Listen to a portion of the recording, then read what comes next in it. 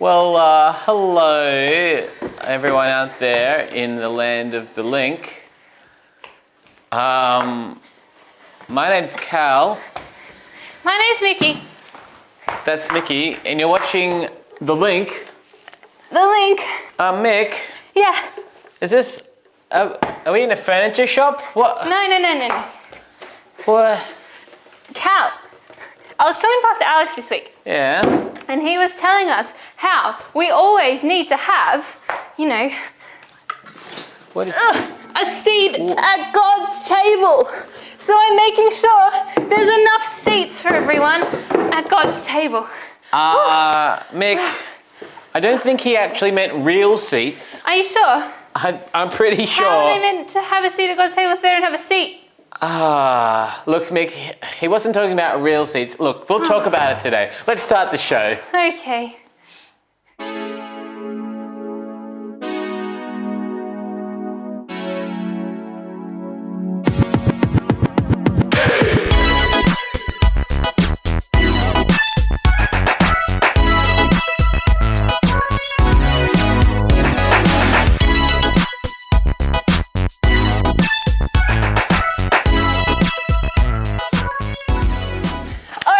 Before we go any further, let's pray together.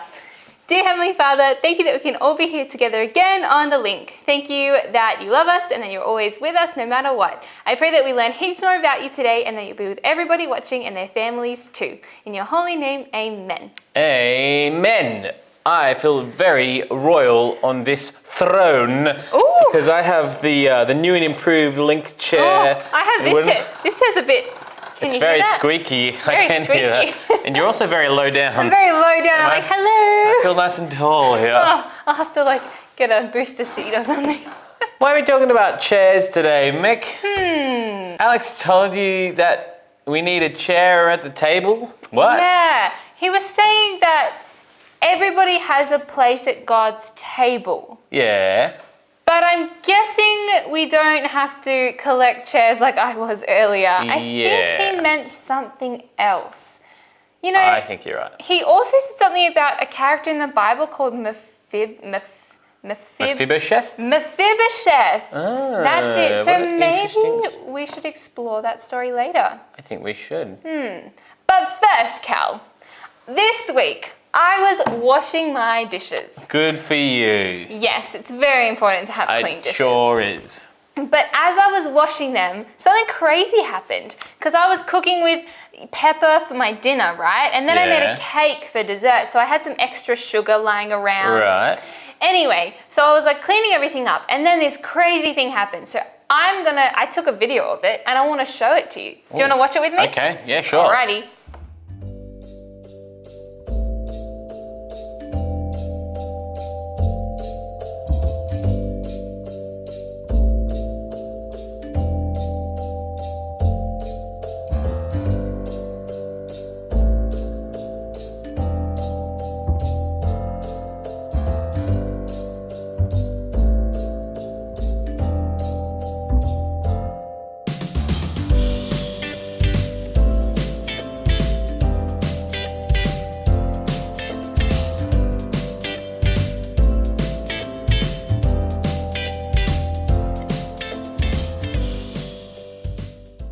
Whoa, that was pretty cool. It was pretty cool. A little bit of kitchen science there. Kitchen science. It was really crazy how I just had all this pepper in my bowl. Yeah. And then when I put the soap in, it just scattered. And I was like, oh no, there's sugar on the bench. So I had to go clean that up and put that just in the bowl because where else do you put it? And all of the pepper came back together.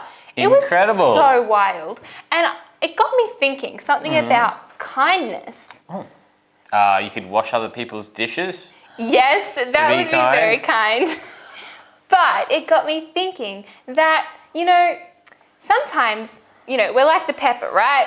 Yeah. We're just floating around, we're all together, and then something bad happens or someone mean comes along or someone bullies us at school and it divides us all and we all just go all different places. But then when the sugar came, it was sweet and it poured in and it brought us all back together, and it made me think of God's love and how no matter what happens, no matter what mistakes we make, no matter what separates us from God's love, He is so kind and so loving to us that he brings us back to him. Wow, that is so true. I never thought about that. And I never saw something so cool as that before too. I want to try that when I go home. Yeah, you guys should try it too in your spare time. Oh, I'm feeling a little bit sleepy, Cal. I How know about what will you? wake you up. What? Turn around. Ah, it's the wheel of something! The That's wheel my of something. favorite thing to wake me up. TWOS. TWOS. The wheel of The wheel of something! something. Well, should we Let's give it a whirly spin. I think we spin? should give it a rearrange first. I think. Rearrange. Oh, there we go. Oh, there it is. All right, here we go. My Alrighty. big chair's in the way. My throne. Oh, we're going this Yeah, one. stick with the yellow one. I reckon. Stick What with does the it other one. say? It says tongue twister challenge. Challenge. Oh, Challenge. and I'm getting something from the deck. Is that what it's called? Oh, the deck.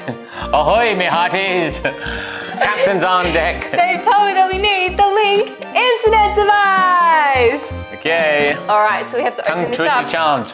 I have to Tongue twist twister my challenge. tongue. Okay, so here we have some tongue twisters. Okay. All right, Ooh. there's 4 of them. All right. So how about you try the first one, I'll do second, All right. you do third, I'll do fourth. Here we go. All right, let's roll. Do we have to say it over and over or just once? I think try it 3 times fast. Okay, here we go. The big bug bit the little beetle. The big bug bit the little beetle. The big bug bit the little bee. Boo boo.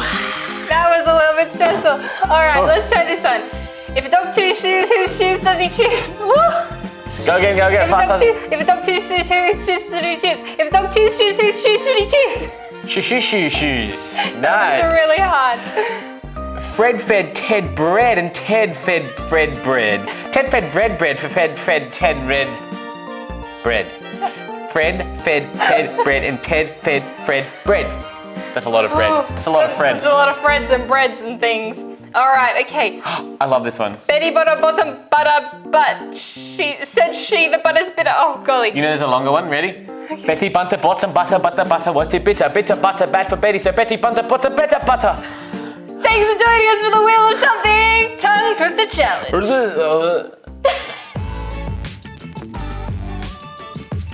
Hey Cal. Yeah. So that like little science thing I experienced when I was washing my dishes. Yeah. You know how it reminded me of kindness and God's love? Yeah. Well, there's another story about like having a place at the table. It's about that guy. What was his name? Mephibosheth. Mephibosheth. Him. That's right. Mephibosheth. And this story is found in the Bible Oh, but you. in 2 Happen to have Samuel chapter 9. Ooh.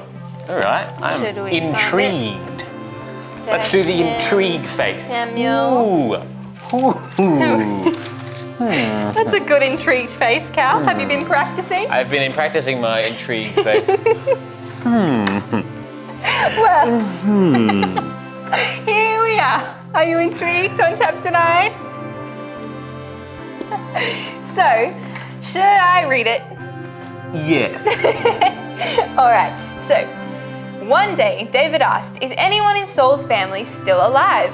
Anyone to whom I can show kindness for Jonathan's sake?" Now, a little bit of background. Jonathan was David's best friend. So Jonathan and David were best friends. David was the king. Yeah, Jonathan. Now Jonathan, the friend, is died. Okay, Yes, so and- David the king is still there, right? Yes, and he wanted to do something kind for anyone that was in Jonathan's family. Uh-huh. Yes. So, he summoned a man named Ziba, who Ziba. had been one of Saul's servants. "Are you Ziba?" the king asked. That's King David. "Yes, sir, I am," Ziba replied. The king then asked him, "Is anyone still alive from Saul's family? If so, I want to show God's kindness to them." Ziba replied, "Yes, one of Jonathan's sons is still alive. He is crippled in both feet." "Where is he?" King David asked. "In Lodabar." Can we all say that? Lodabar. What a cool name of a town. Where are you from? I'm from Lodabar. In Lodabar, Ziba told him, at the home of Machir, son of Amiel. So David sent for him and brought him from Machir's home. His name was Mephibosheth. Mephibosheth. Mephibosheth. Mephibosheth. Speaking of tongue twisters. Yes, Mephibosheth. He was Jonathan's son and Saul's grandson. Uh-huh. When he came to David, he bowed low to the ground in deep respect. David said, "Greetings, Mephibosheth." Greetings, Mephibosheth. Mephibosheth replied, "I am your servant." "Do not be afraid," David said. "I intend to show you kindness because of my promise to your father, Jonathan. I will give you all the property that once belonged to your grandfather, Saul, and you will eat here with me at the king's table." Mephibosheth bowed respectfully and exclaimed, "Who is your servant that you should show kindness to me? Oh, hang on. Who is your servant that you should show such kindness to a dead dog like me?" Oh, Mephibosheth didn't have very good self-esteem, did he? No, he didn't. Well, let's continue on with the story. Then the king summoned Saul's servant Ziba. Wow, that's Ziba. a tongue twister. The king summoned Saul's servant Ziba and said, "I have given your master's grandson everything that belonged to Saul and his family. You and your sons and servants are to farm the land for him to produce food for your master's household. But Mephibosheth, your master's grandson, will eat here at my table." Ziba had 15 sons and 20 servants. That's a lot of people to be eating at the table. A lot of sons.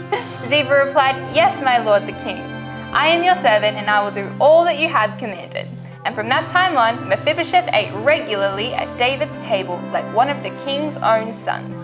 Wow. Wow. What an interesting story. I don't think I've heard that story before. Yeah, it was really interesting. That was kind of cool that David, he was such good friends with Jonathan that when he heard Jonathan died, he really wanted to reach out to Jonathan's family and take that care was of very them. kind of him. He didn't have to show that kind of kindness to Mephibosheth. That's right.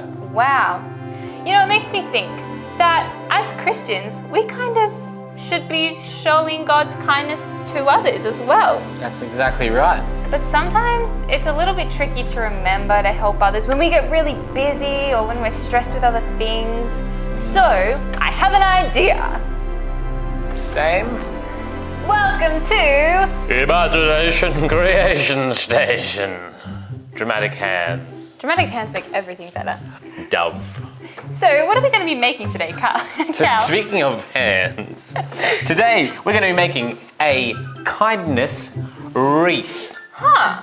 You know what a wreath is? No. A wreath is a word that you probably only use once a year at Christmas time, but it's not exclusive to Christmas. A wreath is a thing that you may see on people's front doors at Christmas time. It's usually made of some sort of leaves or flowers, and it's usually in a circle shape.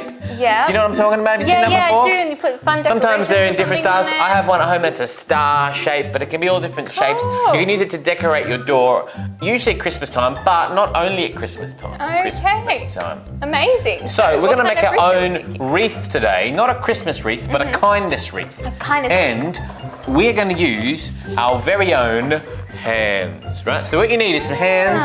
You need some paper. The more colourful, the better. But if you've only got white paper or scrap paper, that's fine too, because you can colour it in.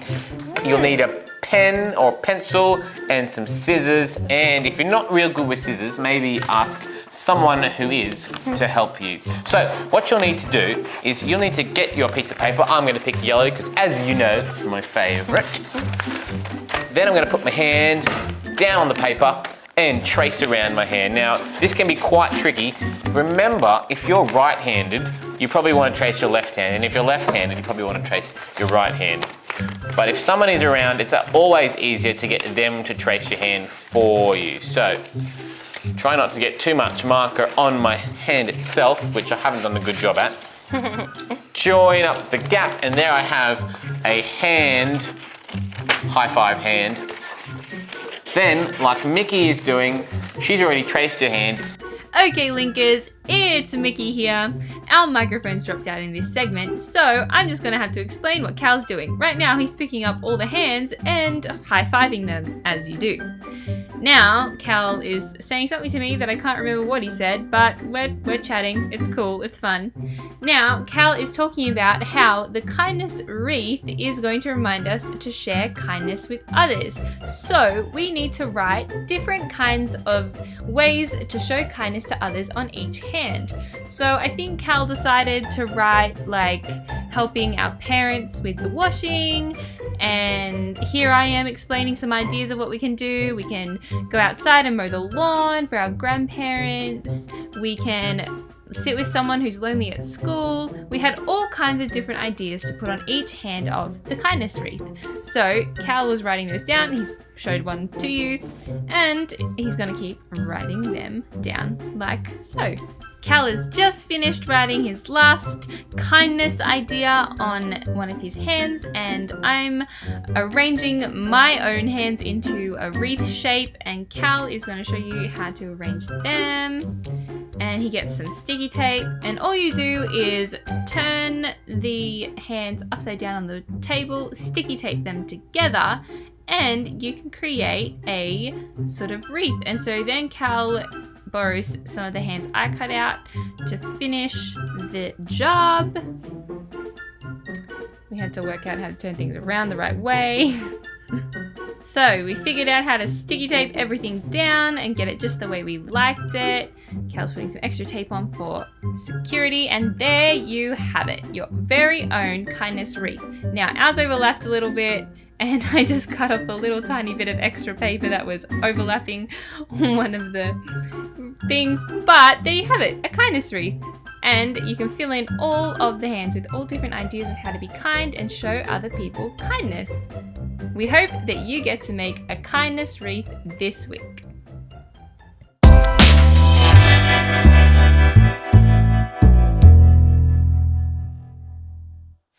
Wow, those kindness wreaths were pretty cool, Cal. I'm glad that we have something to remind us to be kind to each other.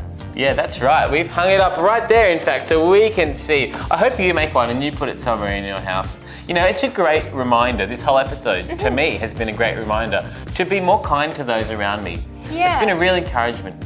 And I was thinking about that story of Mephibosheth. Mephibosheth. Yeah, he was the crippled guy, and King David was really kind to him. And I think that's a really great example to us, that we should be kind to those around us as well. Definitely. I think it's great that David made a place at his table. He was the king. But Mephibosheth, who in the story said he was like a dead dog. So obviously Mephibosheth was pretty low in like the social standing. But David made a place for him because David knew that he was special, and that's just what God does for us. He makes a place at his table for each and every one of us because he loves us so much. That's exactly right. God doesn't have an actual wooden table like this one, but imagine that he has a big table where he invites everyone to come. In fact, he never runs out of spots at his table. He has spots for everyone to sit at his table, and he wants you to come and have a big old dinner with him. He sure does. But, you know, that's great for us as Christians, Cal. Yeah. Because we have a place at God's table because we love him and he loves us. But what about all the people who don't know God or don't know that he loves them? Well, you know, I think God asks us to invite those people to the table too. You know, if we are Christians and we know about God, we have something so special, we should share it with those around us. We should. Does that mean I should go get those chairs I had earlier? You could bring some people to the link here, but you know, there's so many other ways you can share God with those around you. Okay. You can tell people at school, but you know, one of the best ways, instead of just telling people, is showing them through the way that you act. If you're kind to those around you, they'll say, they're different. There's something special about them. I want to know more. Yeah. So the best way to share God is to show kindness to others, and people will ask, why are you being so kind to me? And you can tell them that it's because you love God and he loves you. Exactly right. Well, that's been a great encouragement this week. I hope this week you find time to be kind to those around you. Definitely. Maybe you'll even make a wreath like ours. Maybe you will. Remember, Linkers, there's always a place at God's table, and to be kind to one another. That's right. Hey, we've run out of time, but we'll catch you next week. Bye-bye. Bye.